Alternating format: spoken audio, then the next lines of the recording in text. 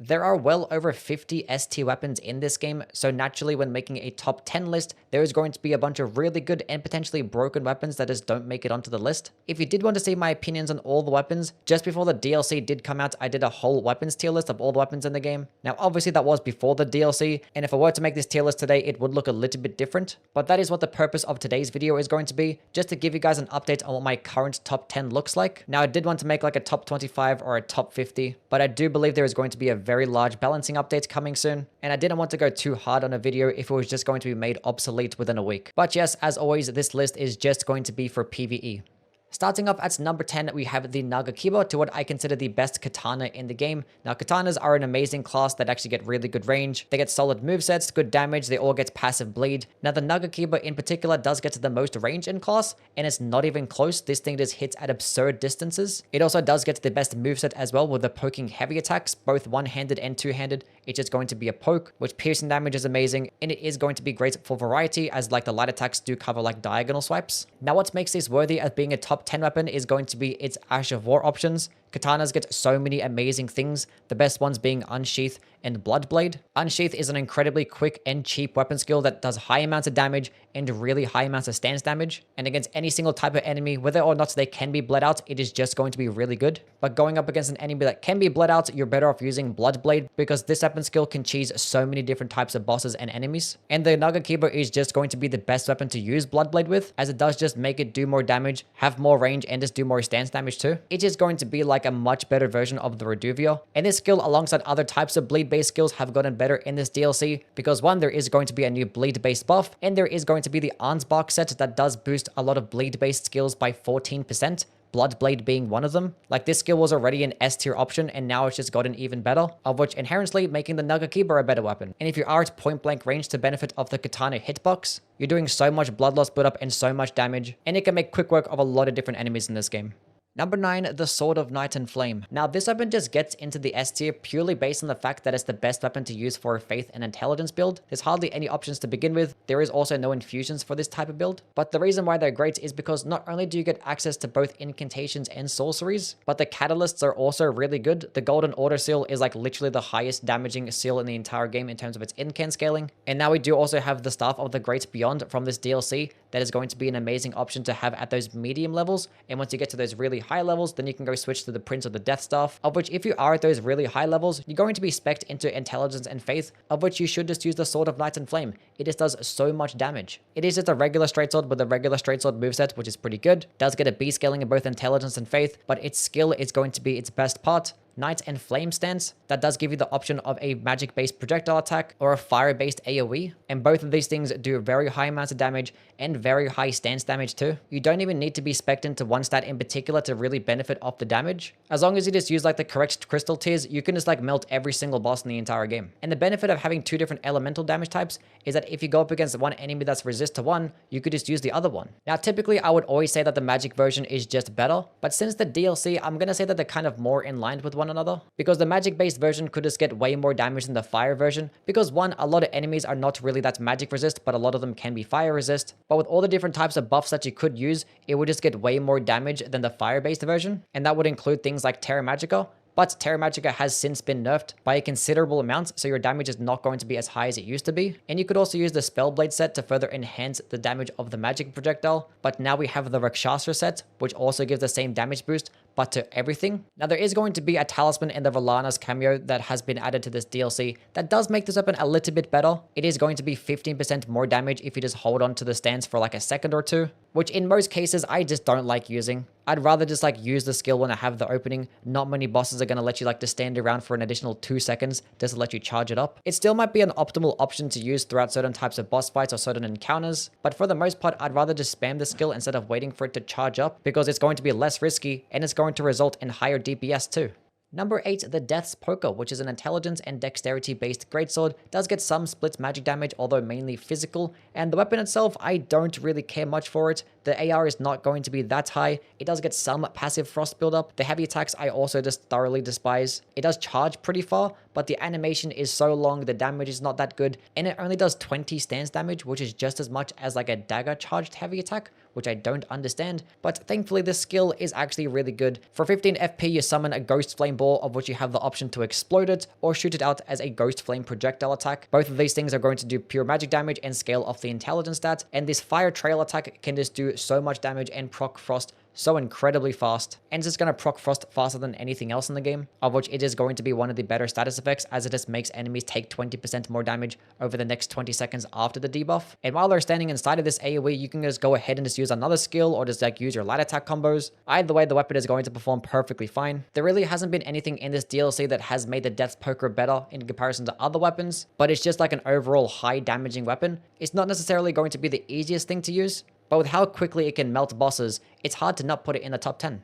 Number 7, the Mariah's Executioner's Sword. Now, I will put this up in with a little bit of a caveat, as you do need like the multi-hit items and the Godfrey's icon to make it work, and some of these things you get later in the game, and without them, this weapon is not going to be that good. But the weapon itself is a greatsword with some split magic damage, does just get the regular greatsword moveset, also gets a really good strength and arcane scaling, of which your AR can get really high. But the best part about the weapon is going to be its skill, the Ochad's Dancing Blade, which for only 15 FP, you throw out your sword on a thrusting attack that can do high damage, and you can fully charge it to make it go even further and even more damage, and the entire combo can do up to 40 stance damage. It does seem like a longer animation, but thankfully that last swing you can roll out of which is going to make the skill a bit more safe to use. But as you can see, the damage of this thing is just absurd, especially when you pair it alongside all the correct buffs like the Godfrey's icon, the multi-hit talismans, Shard of Alexander. You're just getting such high amounts of damage. And now with this DLC, there is going to be an armor set in the Dancer set that further enhances this skill by 12%. And this thing can just turn into an absolute boss melting machine. Every single enemy, every single boss, if you can land the entire combo, it is just a GG. I was even using this against the DLC bosses that don't really give you long openings, and I could actually still get the entire combo off, because this weapon actually does get good hyper armor. It can stun lock those smaller enemies, and it actually throws the weapon pretty far, so if your spacing is correct, it can be extremely deadly, and you're doing all of this damage for only 15 FP. Number 6, the Star Fist. Now, you can honestly make the claim for this one being the best weapon in the game. Now, me personally, I would never do that. The range is like so bad to the point where like a lot of boss fights are just completely obnoxious when you use this type of weapon. And being that you do have to be closer, it might require a little bit more skill to use. So in the hands of a casual, probably not going to perform the best. But the reason why it is an amazing weapon is because it's so incredibly fast and does high amounts of stance damage. The regular light attacks are perfectly fine. They can be really quick, output some nice DPS, but those charged heavy attacks are like just as fast as like light attacks of other types of weapons, but they're just going to be doing so much more damage and be doing 33 stance damage for every single one. And going with a charged heavy attack build with something like Cragblade can just result in such stupid amounts of damage and really quick stance breaks. And if you just throw it alongside the charged heavy attack types of buffs, and potentially even like the multi-hit talismans, because you are just hitting with 2 different weapons multiple times, everything in the game could just be cheesed. And on top of all of this, it actually does get passive bleed. So you could also pair it alongside Bloodflame Blade, or with an occult infusion in an arcane build, and its benefits of really high damage and just really quick blood loss build up. Now, there isn't really anything specifically in the DLC that does make this weapon better, but it's just a really fast weapon with low stamina cost, low weight, and it outputs stupid amounts of damage. Number 5, the MOHGWYN'S Sacred Spear. Yes, this weapon did get nerfed just before the DLC got released. The weapon skill did take a hit to its blood loss build up, but the damage is still going to be really good. It still gets amazing hyper armor. It still goes in a wide AoE and it stun locks those enemies. And the weapon itself is still really good. It's a great spear, of which they get an amazing moveset. Piercing damage is like the best damage type in the game. A lot of enemies are weaker to it. And counter attack damage means that you just get bonus damage while they're in the middle of an attack animation. It actually does get the most range in class. And it gets a very good strength and arcane scaling, of which your AR is just going to be really high. And the weapon also does get passive bleed too. And after using the weapon skill, it actually does buff it with even more bleed and even more fire damage. So the nerf itself was unfortunate. It is pretty noticeable as well. It did take a little bit longer to try and proc bleed against those enemies, but any single time that you walk into a room and you're surrounded by enemies, you can just use the skill and they're all still going to die very quickly.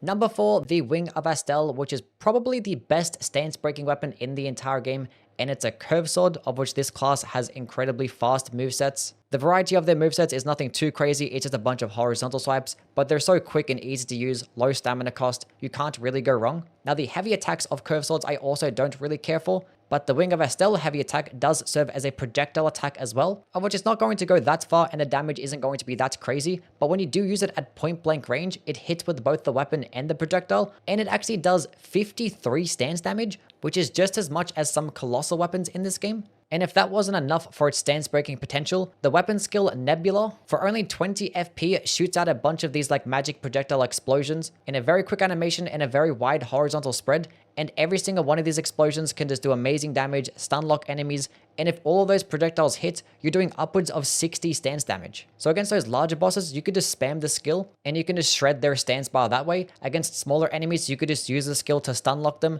and then just use your heavy attacks to clean up, and you're just doing so much stance damage in such a small amount of time. Now, this weapon was already amazing even in the base game, but it has gotten better in this DLC due to two different talismans. One being the two-handed sword talisman, which just gives you 15% more damage when you have the weapon two-handed. Now, this does not include things like critical attacks or skills, but it does include charged heavy attacks, of which your charged heavy attacks that already do amazing damage, that can work with the axe talisman, are just going to do even more damage. And as for the other talisman, the Blade of Mercy, this actually does give you 20% more damage after landing a critical attack for the next 20 seconds. And with how quickly you can proc a stance break with this weapon, that's almost 20% more damage throughout the entire fight. And also to mention, this thing has very good scalings in both dexterity and intelligence, so your AR can just be really high, and with all of these buffs stacked together, it can just make every single boss fight incredibly easy.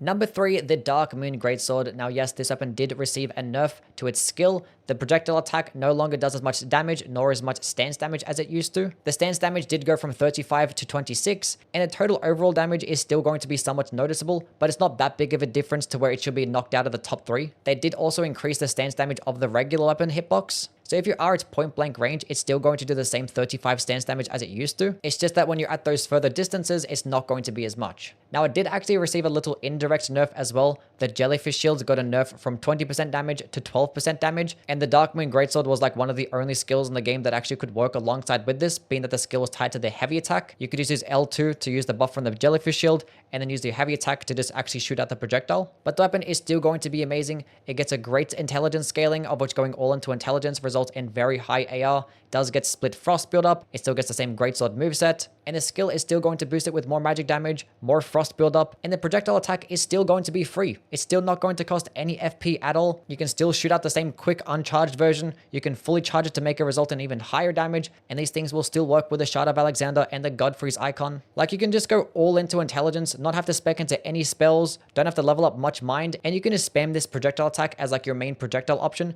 and it's going to work out for you. It still does high damage, it still procs frost so incredibly quickly, and it can still stance break pretty nicely too. But unfortunately, it has gotten worse since the release of the DLC, and nothing in the DLC has really improved it either. The two-handed sword talisman doesn't work with it, and the Spellblade set from the base game is kind of just made redundant now because the Rakshasa armor does exist. So some of the intelligence-based skills like the Moonlight Greatsword are no longer going to be like the only weapons that can benefit off an armor set, because this armor set makes it that everything benefits.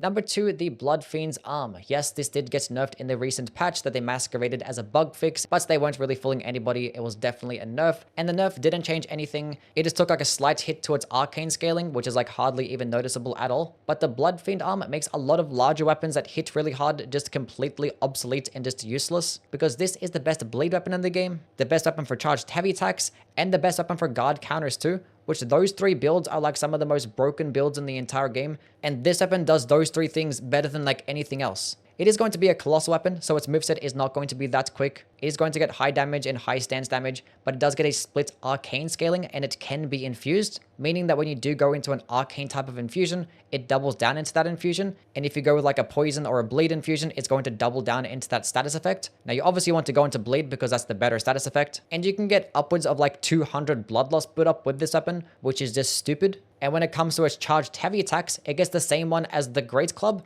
and this charged heavy attack does the highest stance damage in the game, and it actually is incredibly fast. Like, this charged heavy attack is quite literally faster than a two-handed straight sword heavy attack. I don't know how that happened, but it's faster. But the BLOODFIEND arm heavy is especially good because it leaves a bleed-based AoE attack upon impact, and this is going to help it do way more blood loss build up and just do more stance damage. The bleed AoE adds like an additional 7 more stance damage, so you're doing 53 stance damage with this one charged heavy attack, and it can be infused, so you can throw on Cragblade for 15% more damage and 10% more stance damage, of which you're getting over 58 stance damage in one charged heavy that comes out faster than a straight sword charged heavy attack. And it's going to be doing like upwards of 300 blood loss build up on like every hit. it is just ridiculous. And then when it comes to the guard counters, it's just the best weapon for that too. It gets 50 stance damage for its guard counter, which is the highest in the entire game. And it's a colossal weapon, meaning that its damage is going to be really good. And it actually gets faster speeds with its guard counter than things like great hammers and curved greatswords. Don't know why the colossal weapon guard counters are really fast, but they are. And they do have hyper armor and slam enemies to the ground too. But the reason why this build type is now broken is because the deflect tier and the two-handed sword talisman are in the game. The two-handed sword talisman is just 15% more damage just when two-handing to basically all attacks in the game except for skills and critical attacks. And the deflect tier is the best crystal tier in the game. It trivializes almost every single boss fight to where you can just like spam block and just take no damage, and it boosts your guard counters by up to 80% more damage, which that's paired alongside the two-handed sword talisman and the curved sword talisman. It's just going to be melting everything in the game. And you're blocking with a colossal weapon, of which is going to have some decent guard boost and some decent guarded damage negation. So if you end up missing a deflect, it's not even that big of a deal. So yes, when it comes to like the big bonking types of weapons, this one just does it better than everything else.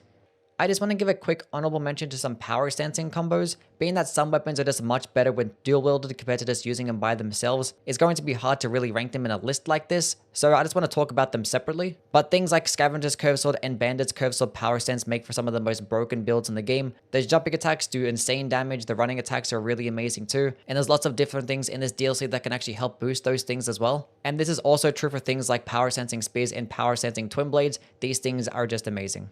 Number 1, the Blasphemous Blade. This is yet again another weapon that did receive a nerf just before the DLC came out. It took a hit to its stance damage for the skill, and it actually no longer sends those smaller enemies flying. It doesn't like knock them back to the ground, so it's not going to really cheese those smaller types of enemies as good as it once did. Now, it still gets the same amount of damage, it still gets the same health regen benefits, which is still like the best parts about it anyway. The weapon gets amazing scalings, of which your damage is going to be really high, and the health regen benefits on every single hit and every single kill was just absurd. So those small little nerfs wasn't really going to change much, but since the DLC releasing, it's actually gotten twice as good because of two different things. One, the Talisman of the Dread. This talisman boosts magma-based sources by 15%, and that is going to include Taker's Flame. So the skill is just going to get 15% more damage now, and that is going to stack with the Shard of Alexander. And there is going to be a crystal tier called the Blood-Sucking Cracks tier. This is 20% more damage, but it does drain your health by roughly 1% HP per second, depending on how much vigor that you have. Now this does work with all sources in the game, doesn't matter what weapon, doesn't matter what spell, it's just going to be that 20% damage for 3 minutes. But it's obviously going to get better synergy with weapons that just get health regen, which the Blasphemous Blade is just one of them and the best one at doing that too. So the fact that the Blasphemous Blade, of which already had amazing damage, had a skill that went incredibly far, could go through enemies,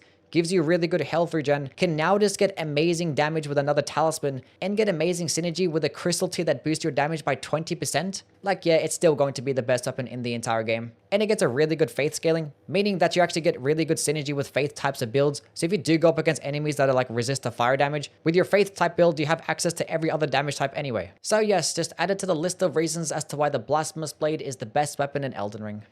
Okay, we're done yapping. That is the video now done and completed. We talked about 10 weapons for way longer than I should have. But when I get caught in talking about like really powerful stuff, I can't really stop sometimes. So yeah, sorry for that. Anyway, hopefully an update comes out soon for this game and we get a lot more cool buffs. And it could potentially change up the meta to where this top 10 could look a lot different. Hopefully that's the case, although if I'm being realistic, it's probably not going to happen. But it's nice to dream. Anyway, please do like and subscribe because I do have a lot more videos coming out along the way. And do follow me on Twitch because I'm live there every day doing challenge runs and testing out all the different types of builds and whatnot. So if you are interested in that, give me a follow there. Anyway, bye.